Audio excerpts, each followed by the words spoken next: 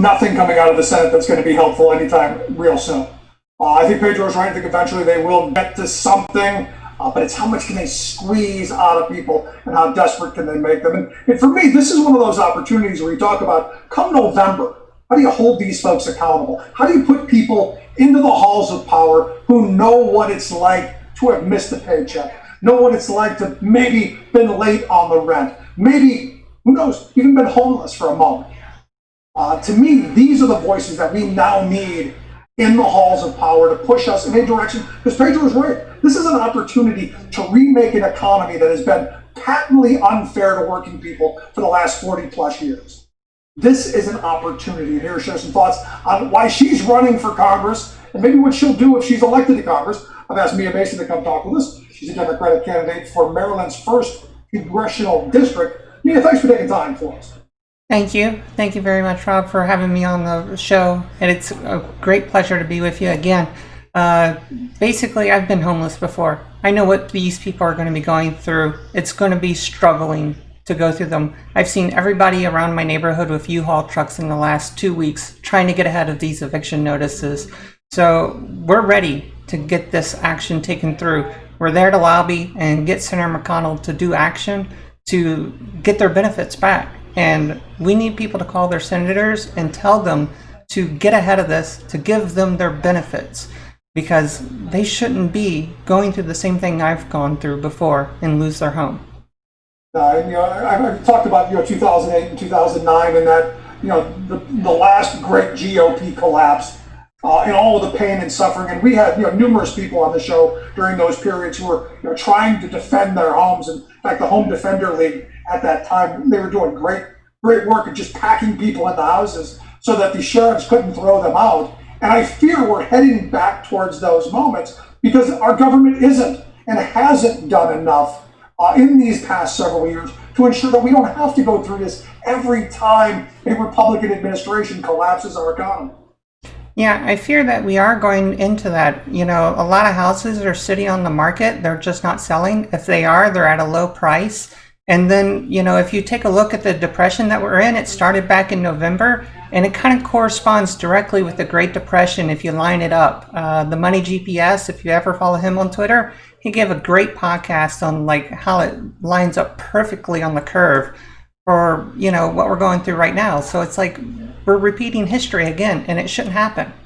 Yeah. So, obviously you're running for Congress in Maryland's 1st congressional district. In fact, if folks want to check out your website, miadmason.us is the website that you can take a look at. What's your vision? What's your view of what we need to be doing? Because look, there are a lot of issues that are important that we want to talk about. A lot of social issues, a lot of stuff. At the end of the day, it's still going to come down to the economy. It's going to come down to putting food on the table and roofs over our heads and clothes on kids' back. So what do you see as a way forward in that?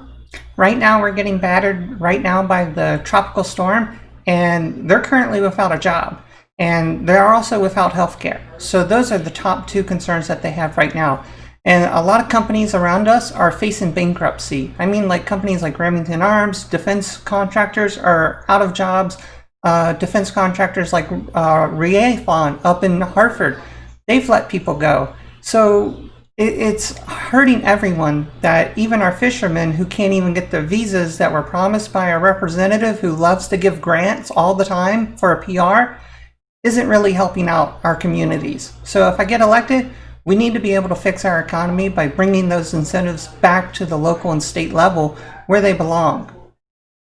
No more giant $500 billion troughs for corporate America to stick their snout in. And as I said from the beginning, I thought that was a huge mistake. But the Democrats gave the Republicans what they wanted, and they wanted this giant trough. And in return, they got an extra $600 for the people who lost their job. And now we hear, some 50 million people unemployed. And thanks to McConnell, that $600 is gone. So the next month is going to be really telling on how much desperation is really going to be out there. I agree. And because nothing got passed, even that $200 isn't going to help them at all, especially when it comes in later, if it even gets passed or signed by the president.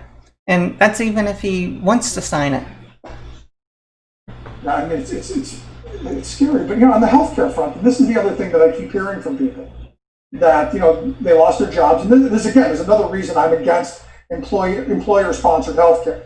Healthcare should not be tied to your job, in my view. But this is one of those moments where, in talking about how we move forward as a country and we reimagine what our economy looks like, healthcare should be first and foremost on how we make sure people get what they need. And look, I'm open to the idea of a private or a public or whatever. I'm open to all kinds of ideas.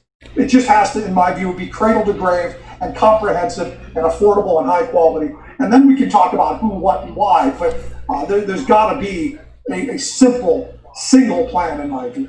I think it is something simple and easy as Medicare for all, but I kind of have my own personal take on it. I'm talking about like a price per year, per family, for the entire family. It doesn't matter what your age is, doesn't matter what your illness is or your disability, you're covered. You get no exclusions. That is something that is kind of unheard of, but it's Medicare for all. Not Part A, not Part B, not Part C or D. It's just Medicare. It is there to take care of you. That's what Medicare for all should be. That should be a price per year for your whole family. And I mean like $600, maybe $800 per year for your whole family. That's like the price of a house payment or a car payment for some folks. I think that's affordable. Do you think it's affordable? Well, what do you say to the person who then says to me that, well, that's socialism, we can't have that. And oh, by the way, we can't cover everyone because our system is built on the fact that we ration care and we ensure that, a good portion of the population doesn't get the care that they want or need. That's how the system stays afloat. I know, because they want to make profit. They want to a la carte it, including their vision and dental and every other little elective surgery that goes with it. But if we take a look at what's going around the world, like you were talking about with respirators and everything else and ventilators earlier, $9,000 for each unit or, $500 million just to make them, and we get them a year after. That's horrible. We need them now. They're available now. We need to be able to have them now, and that's going to help us if we actually can afford it. And they already have them in the hospital. Why can't we just use them? Yeah, and there's the question, because, to answer your question of, $600 or $800 a year affordable, yeah, I think it absolutely is. I think it should be a percentage of your income, regardless of what you make. We have to figure out how to pay for it. And this idea that, well, we can't afford it. No, we can afford it. We just haven't prioritized it. We've prioritized tax cuts for big corporations. We've prioritized, tax breaks for the very wealthy and minor capital gains taxes. We've done away with the estate tax. We've got the money. We've just allocated it poorly and haven't said that Mia and Rick and all of the people watching and listening deserve and need healthcare. We haven't said that yet. I think we have to. Yeah, that's true. And you're completely correct about the whole percentage point for those who make under 100,000 or those who will pay more for those who make more. That's perfectly correct. That's part of what Bernie had in his Medicare for All plan that should stay.